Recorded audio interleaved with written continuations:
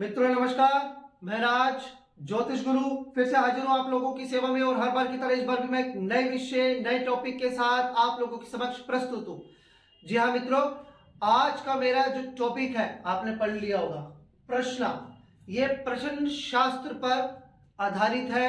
आज हम बात करेंगे कि अगर कोई व्यक्ति हमसे चोरी से संबंधित या चोर से संबंधित कोई प्रश्न पूछ ले या हमारे सामने इस तरह का कोई प्रश्न प्रस्तुत हो जाए तो हम उसको प्रश्न कुंडली के माध्यम से कैसे जज करेंगे, कैसे समझेंगे, इसी चीज को समझने के लिए आज मैं आपके सामने लेके आया हूं प्रश्न शास्त्र या चोर या चोरी से संबंधित किसी प्रश्न को कैसे देखा जाए, कैसे समझा जाए, इस चीज को समझने के लिए।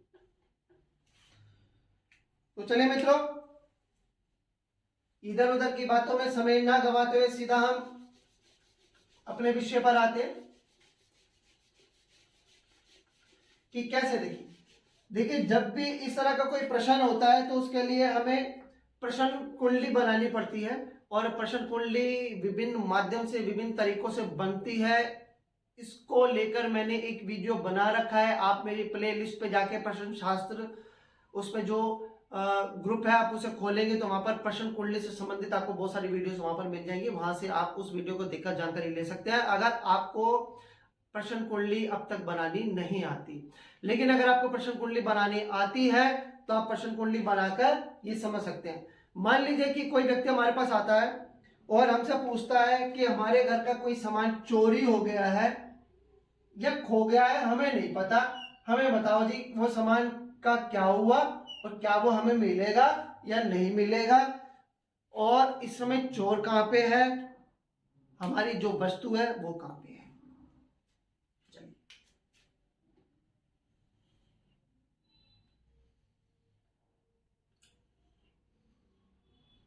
देखिए, इसमें मैं आपको नियम बताऊंगा, एग्जांपल लेके आपको इसलिए नहीं समझा सकता क्योंकि अभी हमारे सामने ऐसा कोई प्रश्न प्रस्तुत नहीं है। और प्रश्न कुंडली का सबसे बड़ा नियम यह है कि हम इसको एज्यूम नहीं कर सकते। जब वास्तव में वास्तविक कोई घटना घटित होती है, अगर तब आप प्रश्न कुंडली का यूज करते हैं तब उसके 100% हमें जो है रिजल्ट उसके देखने को मिलते हैं। लेकिन जब हम किसी चीज को एज्यूम करके प्रश्न कुंडली के माध्यम से कुछ जानना चाहते हैं तो हमें उसके जो रिजल्ट है, जो उसके परिणाम है, वो सही नहीं प्राप्त होते। चलिए हम प्रश्न कुंडली बनाते हैं तो इस तरह का चक्र हमारे सामने आता है, यहाँ पे कोई भी राशि हो सकती है, फिलहाल अभी हम उस पर नहीं जा रहे। तो कैसे हम देखेंगे, देखिए प्रश्नकर्ता या जिसका सामान चोरी हुआ है जब वो पूछता है तो वो हम उसे यहां से देखते हैं, तो ये होता है हमारा प्रश्नकर्ता यानी कि प्रश्न पूछने वाला। ठीक है जी। लग्न, लग्न कौन होता है, प्रश्न करने वाला या जिसका सामान चोरी हुआ हो। देखिए हमेशा उसी कोई प्रश्न करना चाहिए। कई बार ऐसा होता है कि कोई प्रश्न करने आ जाता है कि हाँ जी किसके घर चोरी, वो कहता है जी मेरे मामा के दामाद के बेटे के घर में चोरी हुई है, जब बताओ जी कैसे होगा। तो ऐसा नहीं होना चाहिए। जिसके घर में चोरी हुई है सीधा सीधा अगर आपके सामने ऐसा कोई आता है तो आप उससे कहें कि भैया सीधा हमारी उसी से ही बात करवाओ जिसके घर में चोरी हुई है। कभी ऐसा नहीं पूछना कि चोरी किसी और के घर में हुई है, उसने किसी और को कहा, उसने कहा हम किसी पंडित जी को जानते हैं, आप फोन लगाओ, फिर तीसरे आदमी ने पंडित जी से बात की। ऐसे नहीं करना है। अगर आप ऐसा करते हैं तो आपको इसके 100% परिणाम देखने को नहीं मिलेंगे। देखिए जब ये आदमी चोरी करने वाला हुआ तो हम अच्छी तरह से जानते हैं कि इसका बिल्कुल जस्ट अपोजिट, इसका विपरीत आदमी कौन हुआ, चोर। दूसरा घर हमने वैदिक ज्योतिष में पढ़ा हुआ, दूसरा घर हमारे क्या होता है, दूसरा घर होता है हमारी सेविंग्स का, हमारी बचत का।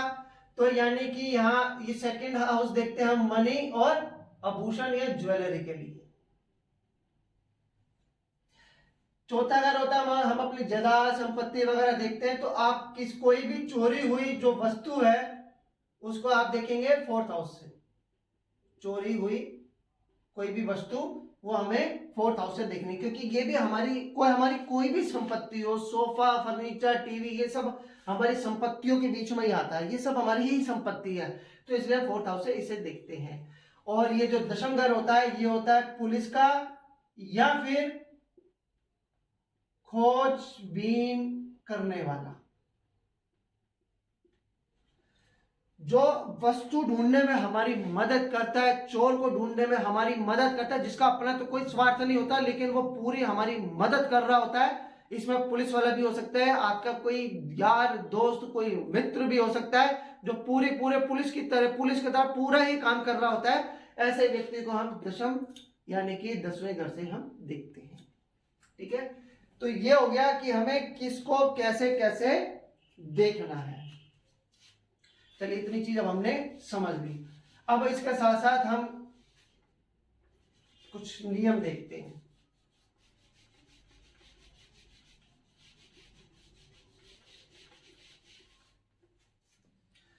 अब हमसे प्रश्न क्या क्या कि हमारी वस्तु नहीं मिल रही, कहां गई? तो सबसे पहले आपने क्या देखना है?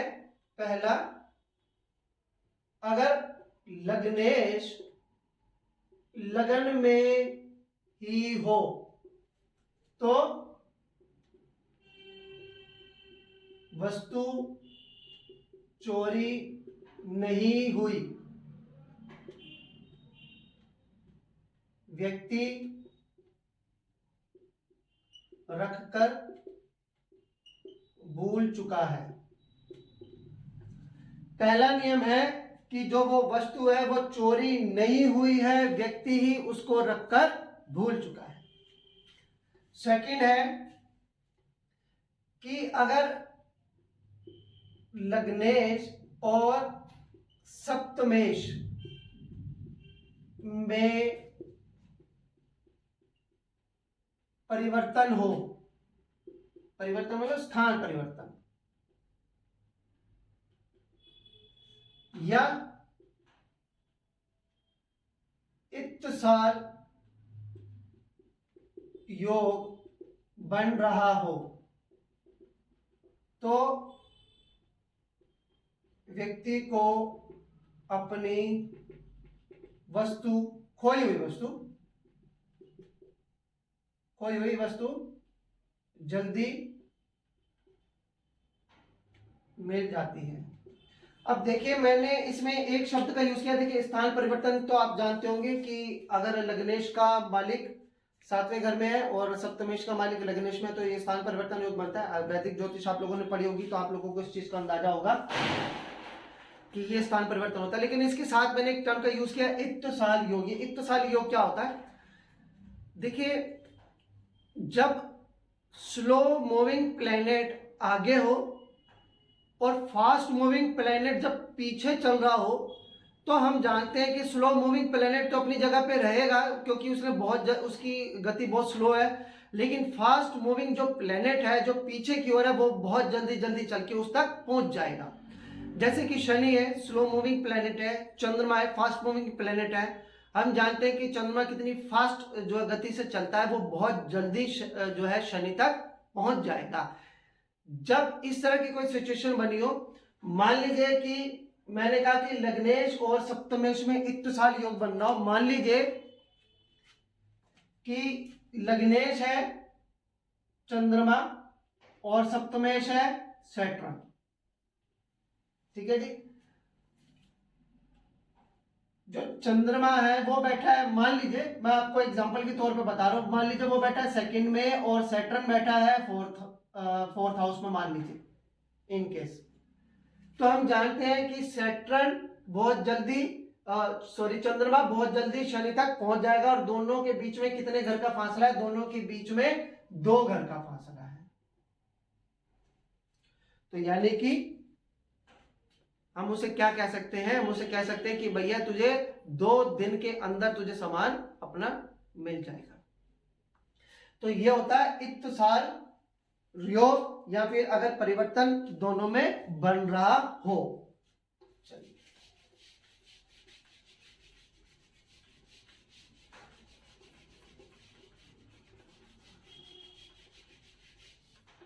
अब इसके बाद देखते हैं हम तीसरा नियम हमारा क्या है तीसरा नियम है कि अगर 6, 8 और 12 भाव के स्वामी बली हो जाए तो समझो सामान चोरी हुआ है और वो जातक को नहीं मिलने वाला। बलि का मतलब कि 6, 8, 12 भाव के स्वामी 6, 8, 12 भाव में ही हो या अपनी उच्च राशि में जाकर बैठ जाए तो इसका मतलब है कि सामान या वस्तु चोरी हुई है, इसका ये मतलब। फोर्थ क्या है कि अगर 7th हाउस में शनि या मंगल की उपस्थिति हो तो भी ये समझना चाहिए कि सामान जो है चोरी हुआ है, वो खोई नहीं है, उसको किसी ने चुरा लिया है। इसी तरह से अगर 2nd हाउस का लॉर्ड वो भी 6, 8, 12 भाव में चला जाए तो भी ये समझना चाहिए कि वस्तु जो है चोरी हुई है, सामान यानी कि चोरी हुआ है। तो इस तरह से ये छोटे छोटे कुछ नियम है जिनसे हम इस बात को हम आसानी से समझ सकते हैं कि ये चोरी हुई है या चोरी नहीं हुई, या इसको कैसे हम देखें।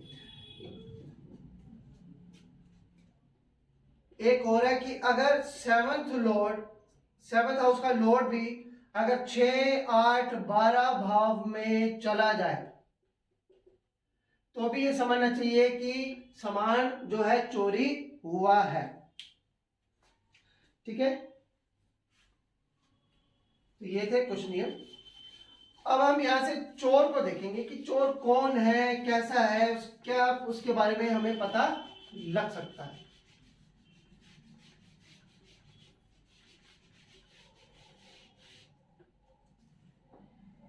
देखिए हमने क्या कहा था कि जो 7th हाउस लॉर्ड होता है यानी कि सप्तमेश, यही चोर होता है। अब आपने क्या करना है कि 7वें घर में बैठे ग्रह को देखना है कि वो ग्रह क्या है, कैसा है। वहां पर एक ग्रह हो सकते हैं, 2 ग्रह हो सकते हैं, और हो सकता है कि जो 7th हाउस है वो हमारा खाली हो। अगर 7th हाउस खाली होगा तब फिर हमें उसके स्वामी को जज करना है, उसको ही लेकर चलना है। अगर 7वें घर का बैठा ग्रह या उस राशि का मालिक अगर सूर्य, मंगल, गुरु हो तो इसका मतलब चोर कौन है, पुरुष। शुक्र, चंद्र हो तो चोर कौन है, स्त्री। शनि, शनि कौन हो, हमारे घर में काम करने वाले नौकर चाकर,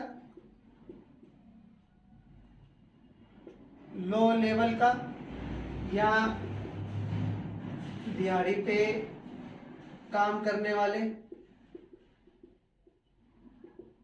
या कंस्ट्रक्शन से संबंधित काम करने वाले, मजदूर, मिस्त्री, या फिर पुत्र या पुत्र समान, ये सब शनि से देखेंगे। अगर शनि की इन्वॉल्वमेंट आ रही है तो यानी कि कोई नौकर है जो हमारे घर में काम करता है, या हमारे घर के आसपास कोई कंस्ट्रक्शन हो रही है या घर में ही कंस्ट्रक्शन हो रही है, ऐसा कोई व्यक्ति जो छोटे लेवल का काम करता है जैसे कि खाट बनाने वाले, फोल्डिंग पलंग बनाने वाले, या ताले वगैरह ठीक करने वाले, इस तरह के व्यक्ति, या फिर पुत्र या पुत्र से पुत्र समान कोई व्यक्ति। बुध, बुध कौन है, ये है नौजवान,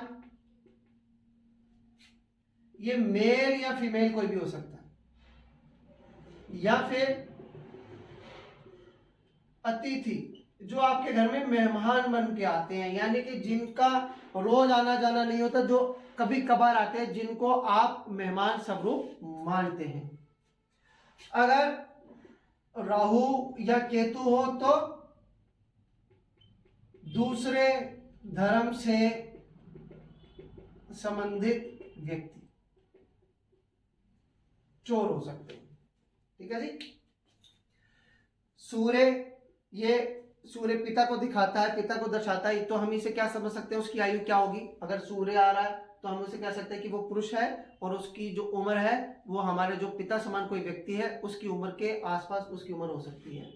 चंद्र आता है तो हमारी स्त्री है और उसकी उम्र कितनी हो सकती है, हमारी माता की उम्र के आसपास की उसकी उम्र हो सकती है। शनि है तो आप उसे समझ सकते हैं कि या तो हमारा जो पुत्र अगर होता है या पुत्र है या हमारा पुत्र समान कोई भी व्यक्ति है उसके आसपास की उसकी एज हो सकती है, या फिर नौकर चाकर वगैरह इनके ऊपर आ सकता है। बुध होता है नौजवान, जो 23, 24, 25 साल के जो लड़के लड़कियां हो सकते हैं, या फिर जो भी अतिथि होते हैं। राहु केतु जो दूसरे धर्म से संबंधित होते हैं, जिन्हें हम ज्योतिष की भाषा में कई बार मलेच्छ लोग भी कहते हैं, तो वो इन हमारे हमें चोर के बारे में हमें बताते हैं कि वो चोर कौन है, कैसा है, किस प्रकार का है। चलिए अब थोड़ा सा हम और आगे चलते हैं। अब हमने ये देख लिया कि चोरी हुई या नहीं हुई, चोर कौन है कौन नहीं है, इसके बारे में अब हम समझ चुके हैं। अब थोड़ा सा इसके ऊपर हम और आगे चलते हैं और समझने की इसको कोशिश करते हैं।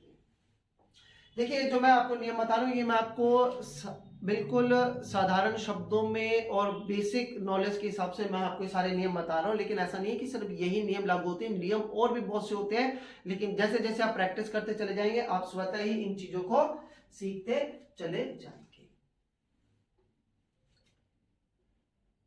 वस्तु मिल जाएगी,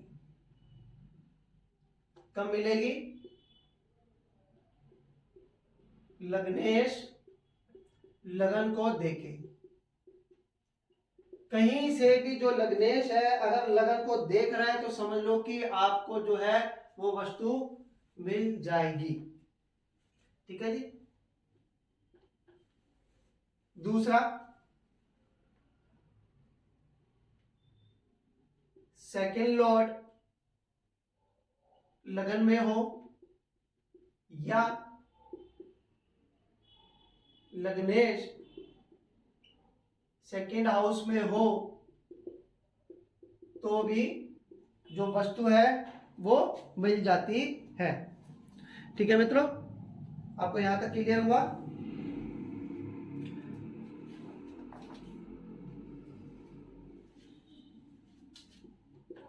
अगर 1 और 8 का इत्तेसाल योग हो तो भी वस्तु मिल जाएगी। 1, 10 का इत्तेसाल योग हो तो भी वस्तु हमें मिल जाएगी। ठीक है जी। अगर 10th लॉर्ड और 7th लॉर्ड की युति हो तो पुलिस चोर को ढूंढ लेगी। लगन लॉर्ड और 4th लॉर्ड की युति हो तो सामान मिल जाएगा। ठीक है जी। अगर इस तरह की युति चल रही है या फिर अगर आप देखें कि 10th लॉर्ड और 4th लॉर्ड की अगर युति हो जाए तो भी पुलिस या खोजबीन करने वाला व्यक्ति सामान या वस्तु ढूंढ लेगा। हमने क्या समझाया था, यहां से अगर आप समझेंगे तो फिर ज्यादा दिक्कत नहीं होगी। ये जिसकी चोरी हुई है, चोर, सामान, पुलिस या खोजबीन करने वाला, ये अगर इसके साथ बैठा है तो यानी कि इसने इसको ढूंढ लिया। ये इसके साथ बैठा है तो इसको सामान मिल गया। इसने इसके साथ युति या इत्तेसाल किया तो इसने चोर को ढूंढ लिया। इसने इसके साथ किया तो यानी कि इसने सामान को ढूंढ लिया। बस सेम चीज, सेम रूल अप्लाइड। इसी तरह से हमें इस रूल को यहाँ पे अप्लाई करना है और देखना है कि कैसे कैसे हम इसे देख सकते हैं। अच्छा, इसमें 2 पॉइंट मेरे से मिस हो गए, वो मैं भी आपको बता देता हूँ।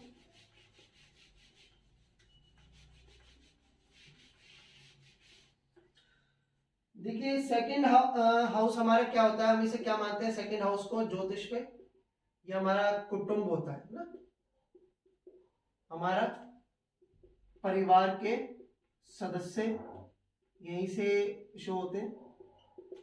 अगर सेकंड हाउस, या आप इसे कह सकते हैं कि सेकंड लॉर्ड का अगर सेकंड लॉर्ड सेवंथ हाउस में हो,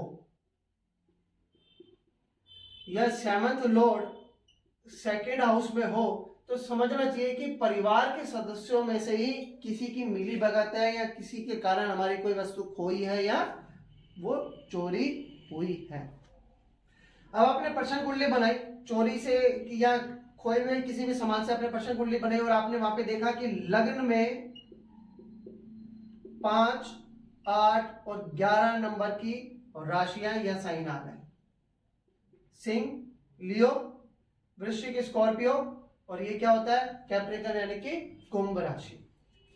तो इसका मतलब है कि देखते ही कह दीजिए कि भैया आपको अब अपना सामान मिलने के जो चांस है वो बिल्कुल 1% है, क्योंकि ये चीजें हमें क्या बताती है, ये क्या है, 5, 8, 11 ये स्थिर राशियां हैं, ठीक है, यानी कि आपकी जो स्थिति है वो यथावत रहने वाली है, उसमें चेंज नहीं होगा। यहां पर हम सिर्फ 5, 8, 11 को लेते हैं। तो ये था। अब कई बार व्यक्ति हमसे प्रश्न पूछ लेता है कि वो सामान कहां पे हो सकता है या कितनी दूरी पे है, ये चोर कहां गया है और चोर कितनी दूरी पे होगा। चलिए अब हम दूरी का अंदाजा लगाने की कोशिश करते हैं।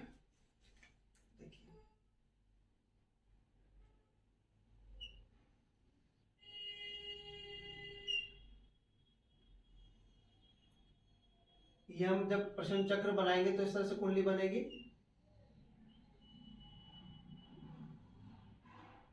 ठीक है। ये देखिए, अब इसको इस तरह से 4 पार्ट्स में डिवाइड कर लीजिए। ये साइड हमारी क्या होती है, ईस्ट, वेस्ट, साउथ और नॉर्थ, ठीक है जी। इसी तरह से ये अगर साइड मिला है तो ये क्या हो गया, north east, south east, south west, और ये क्या हो गया, नॉर्थ वेस्ट, ठीक है। देखिए ये लाइन तो क्या टेढ़ी मेढ़ी जा रही है। आप 30 डिग्री का जो है हमारा एक हाउस होता है, तो 15 डिग्री इधर और 15 इधर, इसी तरह से 15 इधर और 15 इधर, इस तरह से, ठीक है। यहां से अब मान लीजिए कि हमें वो पूछा है, किसी ने हमसे पूछा कि सामान कहां पे है, ये चोर कहां पे है, हमें ये अंदाजा लगाना कि चोर कहां पे है। तो चोर कौन है, सेवंथ लॉर्ड, ये सेवंथ लॉर्ड चोर है। चोर कहां पे है, सेवंथ लॉर्ड, आप देखो कहां पे है। अगर सेवंथ लॉर्ड यहां से लेकर यहां तक है, इस 15 डिग्री से लेकर 4th हाउस के 15 डिग्री के बीच में है, तो इसका मतलब है कि चोर कहां पे है, घर के आस पास ही है। अब अगर कि 7th लॉर्ड यहां से यहां तक आ जाता है, तो यानी कि घर से थोड़ा ही दूर है, यहां से यहां तक आ जाता है तो घर से दूर है, थोड़ा काफी दूरी से आप कह सकते हैं। इसमें थोड़ा ही दूर है, इसका मतलब घर से दूर है, अब वो आपकी पकड़ से थोड़ा बहुत आ गया है। लेकिन अगर वो यहां से यहां के बीच में अगर आ जाता है, तो इसका मतलब है कि चोर अब आपकी पकड़ से बहुत दूर जा चुका है, वो अब आपकी पकड़ में मुश्किल से ही आएगा, बहुत ही दूर जा चुका है। या आप ये कह सकते हैं कि आपकी गांव की सीमा से दूर जा चुका है, आपकी तहसील की सीमा से दूर जा चुका है, आपके राज्य से वो दूर जा चुका है, वो बाहर निकल चुका है। कैसे आएगा, पकड़ में आएगा नहीं आएगा, उसके लिए मैंने आपको बता दिया कि क्या देखना है, कैसे देखना है। डायरेक्शन भी आप देख सकते हैं। मान लीजिए यहीं पे कहीं पे मान लो कि यहाँ पे आ जाता है, तो हम क्या समझते हैं कि नॉर्थ ईस्ट और ईस्ट के बीच की जो जगह यहाँ पे आ रहा है नॉर्थ ईस्ट, इधर आ गया नॉर्थ, यहाँ पे है ईस्ट, यानी कि वो इस जगह हो सकता है। इसी तरह से आप समान देख सकते हैं कि समान आपका कहाँ पड़ा है, समान आपका कौन सी डायरेक्शन में पड़ा हुआ है। यहाँ पड़ा है ईस्ट में है, यहाँ पड़ा है नॉर्थ ईस्ट में है, यहाँ पड़ा है नॉर्थ साउथ में है, यहाँ पे वेस्ट में है, कि किस डायरेक्शन में आपका समान है और क्या आपकी पहुंच के वो अंदर है या नहीं है। चलिए मित्रों, ये था हमारा आज का टॉपिक कि अगर चोर या चोरी से संबंधित, खोई हुई वस्तु से संबंधित अगर किसी भी तरह का प्रश्न हमारे सामने उत्पन्न हो जाता है, प्रस्तुत हो जाता है, तो हम उसको कैसे देख सकते हैं। मैं फिर बता रहा हूं कि प्रश्न कुंडली में बहुत से नियम होते हैं, लेकिन ये कुछ बेसिक नियम है जो हमें समझने चाहिए और हम इसे आसान तरीके से कैसे समझें, क्योंकि शुरुआत कहीं से तो करनी पड़ती है। तो शुरुआत हम यहीं से ही करेंगे, यही बेसिक। आप जब इसे करते चले जाएंगे तो आप इस चीज में परफेक्ट होते चले जाएंगे। मैंने कोशिश की है कि प्रश्न कुंडली की जटिल नियमों को आपको साधारण और आसान भाषा में आपको समझा सकूं। मुझे उम्मीद है कि मैं इसमें कामयाब हुआ हूँगा और अब आपसे आज्ञा चाहता हूं। अगर आपने अब तक मेरा चैनल सब्सक्राइब नहीं किया है तो इसे सब्सक्राइब कर लीजिए, क्योंकि आपका एक एक सब्सक्रिप्शन मेरे लिए आपके प्यार, आपके आशीर्वाद की तरह होता है। चलिए मित्रों, मुझे अब आज्ञा दीजिए। अगली बार फिर एक नई जानकारी के साथ मैं आप लोगों के समक्ष हाजिर होऊंगा। तब तक के लिए जय माता दी, जय श्री राम।